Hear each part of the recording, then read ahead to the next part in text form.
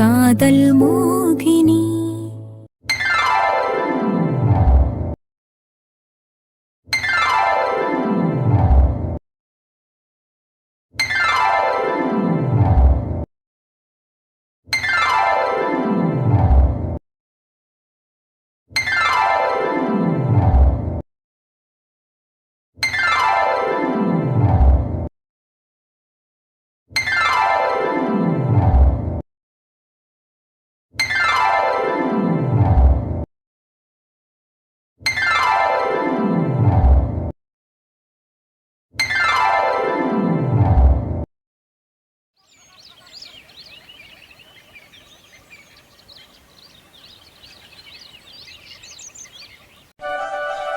இங்க பாருங்க ஐயா, இதுதாங்க ஐயா உங்க வீடு.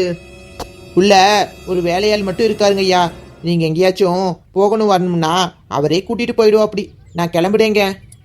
ஏன் நீங்களும் இங்கேயே தங்கலாம்ல, எதுக்கு போறீங்க? அது இல்லைங்க ஐயா, நீங்க இங்க எத்தனை நாள் இருப்பீங்களோ அங்க ஐயாவுக்கு நம்பிக்கையான டிரைவர் நான் தான். அவர் கூடவே இருக்கணும். உங்களுக்கு கார் ஓட்ட ஞாபகம் இருக்கா என்னன்னு தெரியல, அதனால தான் ஐயா என்னை அனுப்பி வச்சாரு.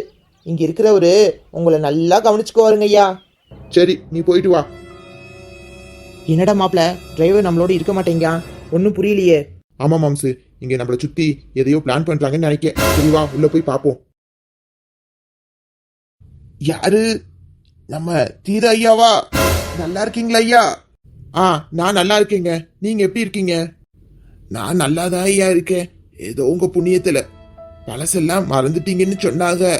நான் இந்த வீட்லயே தங்கிட்டு இந்த எஸ்டேட்டையும் தான் கவனிச்சுக்கிட்டு இருக்கேன். இப்ப எஸ்டேட்டை லீஸுக்கு விட்டதுனால இங்கே வேலை செஞ்சுக்கிட்டு இந்த வீட்லயே தங்கியிருக்கேன் ஐயா. என் பேரு சொக்கேன்.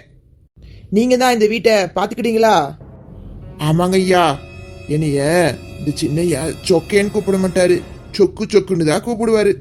அம்புட்டு பிரியம் என் மேல. சரி, இந்த வீட்டை கொஞ்சம் சுத்தி பார்க்கணும், நீங்க கொஞ்சம் உதவுறீங்களா? சரிங்க ஐயா, இப்பதான் வந்திருக்கீங்க. கொஞ்ச நேரம் ஆசதி தீர குளிச்சுட்டு சாப்பாடு செஞ்சு வச்சிருக்கேன், வந்து சாப்பிட்டு பேசுவோங்க ஐயா. வாங்க போவோம். என்னையா, நானும் வந்ததுல இருந்து பார்க்க வீட்டுல எல்லா இடத்தையும் சுத்தி காமிக்க எதையோ தேடுற மாதிரி இருக்கே. அதெல்லாம் ஒண்ணும் இல்ல, ஏதோ ஒண்ணு மிஸ் ஆன மாதிரி இருக்கு, அதான். என்னங்க ஐயா, அம்மா ஞாபகம் வந்துருச்சுங்களா? எப்பவுமே மனசு சரியில்லைன்னா நீங்களும் விமலாமாவும் இங்க தான் வருவீங்க. முறையா தனியா வந்திருக்கீங்க, அதனாலதான் சங்கட்டமா இருக்கும் போல. ஞாபகம் மறந்தாலும் நேசிச்ச மனசு அப்படியே தான் இருக்குங்கய்யா. ஆமா சொக்கு, எனக்கு ஏதோ ஒன்று இங்க விட்டு போன மாதிரி ஒரு மாதிரியா, அது எப்படி சொல்றதுன்னு தெரியல. நான் கடைசியா வந்து போனதுக்கு அப்புறம் இந்த வீட்டுக்கு வேற யாரும் வந்தாங்களா? ஆமாங்க ஐயா, செந்தாமரை ஐயாவும் அவங்க ஆளுகளும் வந்தாங்க, வீட்டையும் சுத்தி பார்த்தாங்க. நீங்க தங்கி இருக்கிற ரூம்ல என்னத்தையும் எடுத்துட்டு போனாங்க ஐயா. ஆனா கடைசி வரைக்கும் நான் அந்த உண்மையை மட்டும் சொல்லவே இல்லைங்க ஐயா. உண்மையா? என்ன உண்மை? அதாங்க ஐயா, நீங்க எப்பவும் வந்தா இந்த வீட்டுக்கு அடியில பாதாள ஒண்ணு இருக்குல்ல, அங்கதானே தங்குவீங்க. அந்த ரூம் இருக்கிறது நம்ம 3 பேருக்கு மட்டும்தானே தெரியும், மறந்துட்டீங்களா ஐயா? அது ஆட ஆமா இல்ல, நீங்க மறந்துருப்பீங்கல்ல. சரி வாங்க, ஒருவேளை அங்க போகதா உங்க மனசு தவிக்குதோ என்னவோ, நான் கூட்டிட்டு போறேன் வாங்க.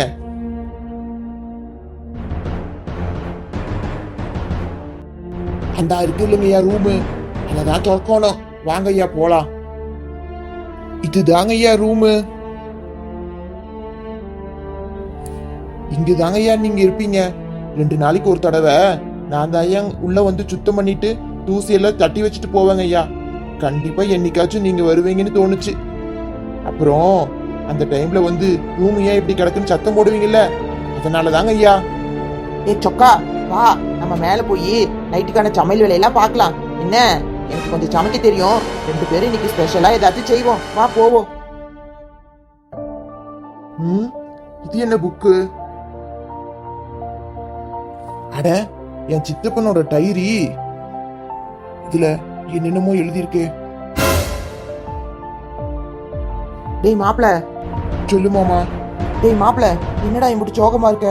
அப்படி என்னடா இந்த டைரியில எழுதியிருக்கு? மாமா, இது என் சித்தப்பனோட டைரி. அவரோட வாழ்க்கையில விமலா சித்தியை பார்த்ததுல இருந்து எழுதியிருக்காரு. அவரு காலேஜ்ல 4th இயர் படிக்கிறப்ப விமலா சித்தி ஃப்ரெண்டா இருந்திருக்காங்க. ஒருத்தருக்கு ஒருத்தர் சொல்லிக்கவே இல்லை. அதுக்கப்புறம் என் சித்தப்பா அவர் அனாத ஆசிரமத்தில் வளர்ந்தாருன்னு சொல்லி விமலா சித்தி நம்ப வச்சிருக்காரு. அதுக்கப்புறம் அவங்க நட்பு காதலா மாறி கல்யாணத்தில் போய் முடிஞ்சிருக்கு. யாருமே இல்லைன்னு சொல்லி ஃப்ரெண்ட்ஸோட சேர்ந்து கோயிலில் போய் கல்யாணம் பண்ணியிருக்காங்க மாமா. என்னடா சொல்லுதே? உன் சித்தப்பனுக்கு நம்ம எம்புட்டு பெரிய குடும்பம் இருக்கோம், இப்படி சொல்லிவிட்டானே. ஆமா மாமா, அப்ப என் சித்தப்பா நம்ம குடும்பத்து மேல ரொம்ப கோபமா இருந்தார்ல, அந்த டைம்ல தான். அப்பதான் அவர் கல்யாணம் பண்ண உடனே நம்ம வீட்டுக்கு வந்து நான் மலேசியா போறேன் இனி வரமாட்டேன்னு சொல்லி விமலா சித்தியை காட்டிட்டு போனார் இல்ல மாமா, மறந்துட்டியா? ஆமாடே, வந்தாரு. வந்து சொல்லிட்டு தான் ஃப்ளைட்ல ஏறன்னு போனார்ல, அந்த ஃப்ளைட் கூட வெடிச்சிருச்சுல்ல. அதான் இல்ல மாமா, விமலா சித்தி அவங்க வீட்டில் சொல்லி தான் கல்யாணம் பண்ணியிருக்காங்க. அவங்க வீட்டில் செந்தாமரை மாமா மட்டும்தான் இதை ஒத்துக்காமையே இருந்திருக்காரு. அதுவும் அவங்க மலேசியா போறேன்னு சொன்னதுக்கு அப்புறம் தான் கல்யாணத்துக்கு ஓகே சொல்லியிருக்காரு. அப்பதானே அனாதை பையதானே சொத்துல பங்கு கேட்டா அடிச்சு பத்தி விட்டலான்னு நினைச்சிருக்காரு. அப்புறம் என்னடா மாப்பிள்ள ஆச்சு? கடைசியில விமலா சித்தி கிட்ட எல்லா உண்மையும் சொல்லி தான் நம்ம வீட்டுக்கு கூட்டிட்டு வந்திருக்காரு மாமா. அதுக்கப்புறம் தான் ஏர்போர்ட் போற வழியில விஜயன் மாமாவை பார்த்திருக்காரு. என்னடா மாப்பிள்ள சொல்லுதே? அவங்க கிட்ட சொல்லிட்டு தானே ஏர்போர்ட் போயிருப்பாங்க. ஆமா மாமா, மோகனாவோட அப்பா அவங்களை ஏர்போர்ட்லயே நின்று தடுத்து நிறுத்தியிருக்காரு. செந்தாமரை மேல ஏதோ சந்தேகம் இருக்குன்னு சொல்லியிருக்காரு. அதுக்கு என் சித்தப்பா விவரமா சொல்லுங்கன்னு கேட்டதுக்கு மோகனாவோட அம்மாவுக்கு கர்ப்பப்பை வீக் ஆகுற டானிக்கு செந்தாமரை தான் கொடுத்துருக்காரு மாமா. அதை டாக்டருங்க கண்டுபிடிச்சு விஜயன் கிட்ட சொல்லியிருக்காங்க. அதனாலதான் என் சித்தப்பா கிட்ட ஹெல்ப் கேட்கறதுக்காக ஏர்போர்ட்லயே அவங்கள தடுத்து பிடிச்சிருக்காரு. ஐயோ, செந்தாமரை இவ்வளவு மோசமானவனாடா?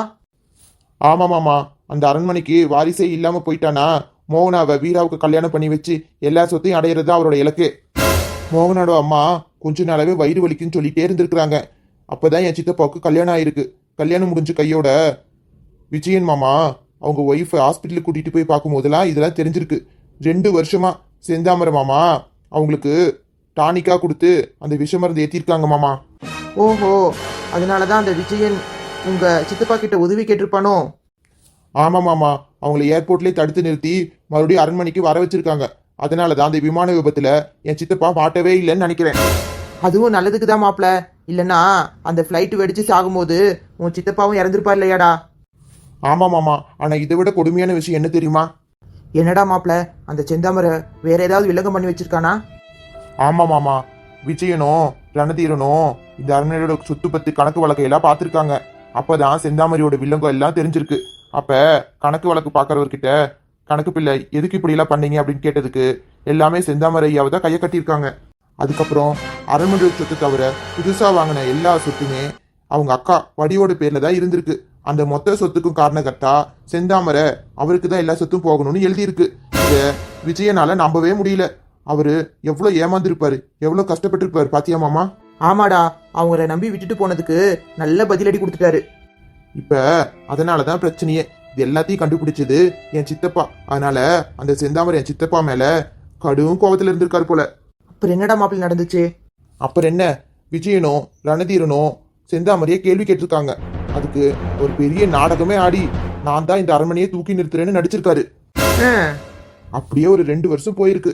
எந்த பிரச்சனையை பத்தி கேட்டாலும் அதை விட பெரிய பிரச்சனையாக்கி எப்ப பாரு அரண்மனையை விட்டு போறேன் போறேன் போறேன் அப்படி சொல்லி அவங்கள பிளாக்மெயில் பண்ணியிருக்காரு. அந்த டைம்ல தான் வீரா ஸ்கூல் படிப்பை படிச்சுட்டு இருந்திருக்கான். அப்ப செந்தாமரை அவனோட மகனை கூப்பிட்டு நெஞ்சில நஞ்ச விதைச்சிருக்காரு மாமா. என் சித்தப்பனை பத்தி தப்பு தப்பா சொல்லி அவனையும் கெட்ட பையனா மாத்திருக்காரு. ஓ, அப்ப அந்த வீராவும் சின்ன வயசுல நல்லவனா தான் இருந்திருக்கான். ஆமா மாமா, விமலாத்தியோட வளர்ப்பு கண்டிப்பா தப்பாகாது. ஆனா இந்த செந்தாமரை தான் அவனை கெட்டவனா மாத்திருக்காரு. அந்த டைம்ல தான் மாமா யார் கண்ணு பட்டுச்சோ தெரியல, விஜயனும் சுபத்ராவும் போன காரு ஆக்சிடென்ட் ஆகி இறந்திருக்கு. அவங்க இந்த இடத்துலயே ஸ்பாட் அவுட்டு. ஆனா எனக்கு என்னவோ செந்தாமரை மேலதான் சந்தேகமா இருக்கு. ஆமா மாப்பிள்ள, கண்டிப்பா அவன் ஏதாவது ஒண்ணு பண்ணிருப்பான். மேல என்ன போட்டிருக்கு படி மாப்பிள்ள? வேற என்ன மாமா போட்டிருக்கு? அதுக்கப்புறம் செந்தாமரையோட ஆட்டம் தான் அரண்மனையில. அதுக்கப்புறம் கொஞ்ச நாள் கழிச்சு விமலாவையும் ரணதீரனையும் இந்த எஸ்டேட்டை பார்க்க அனுப்பியிருக்காரு. இங்கதான் ஏதோ நடந்திருக்கு. அரண்மனையில இருக்கிற கணக்கு பிள்ளைய மாத்திருக்காங்க மாமா. அவங்க ரணதீரனுக்கு விசுவாசிங்கிறதுனாலதான் அவரை தூக்கி வெளியில எரிஞ்சிருக்காங்க. எப்ப பாரு சின்ன சின்ன வேலையெல்லாம் ரணதீர சித்தப்பா கொடுத்து பெரிய பெரிய வேலை சொத்து மாற்றம் எல்லாத்தையும் செந்தாமரை கிட்ட கொடுத்து பாத்துக்கிட்டு இருக்காங்க. அந்த டைம்ல தான் மாமா செந்தாமரையோட பையன் வீர மோகனாவை தப்பா பார்க்க ஆரம்பிச்சிருக்கான். அப்ப அவளுக்கு 15 வயசு தான். அதை தட்டி கேட்ட ரணதீர மாமாவுக்கும் செந்தாமரைக்கும் பயங்கர சண்டையே நடந்திருக்கு. டேய் மாப்பிள, அந்த செந்தாமரை ரொம்ப விலங்கு பிடிச்ச ஆளா இருப்பான் போல இருக்குடா. வேற ஏதாவது போட்டிருக்கா? ஆமா மாமா, மோகனா தனியா பிறக்கல. அவளோட ரெட்டை குழந்தைய இன்னொரு பொண்ணும் பிறந்திருக்கு. ஆனா அந்த பொண்ணு நொண்டியா பிறந்திருக்கு.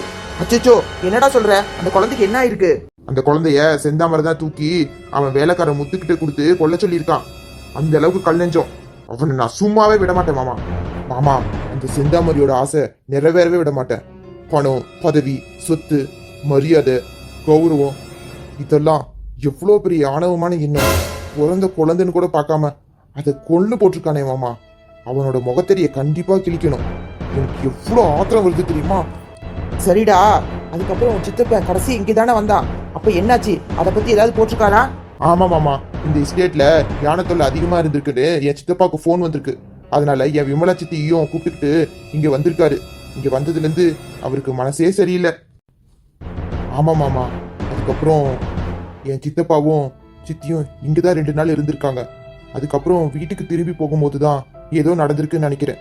அது இந்த டைரியில எதுவுமே எழுதல மாமா. டேய் அகரா, உன்னை பத்தி உன் சித்தப்பா ஏதாச்சும் எழுதியிருக்காரடா?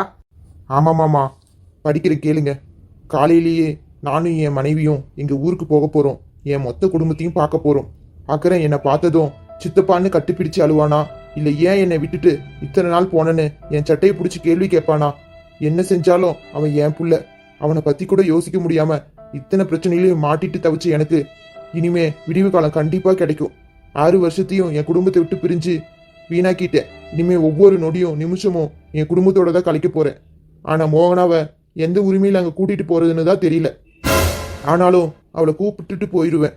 அகரனுக்கும் அவருக்கும் கல்யாணம் பண்ணி வச்சு கண் குளிர பார்த்து சந்தோஷப்படுவேன். இதான் மாமா எழுதியிருக்கு கடைசியா. பாவம் மாமா என் சித்தப்பா. அவர் எவ்வளவு நம்பிக்கையா எங்களை தேடி வரணும்னு எழுதியிருக்காரு பாத்தீங்களா? கடைசியில அவரை மலை உச்சியிலிருந்து தள்ளி விட்டுதா இருக்கேன் மாமா.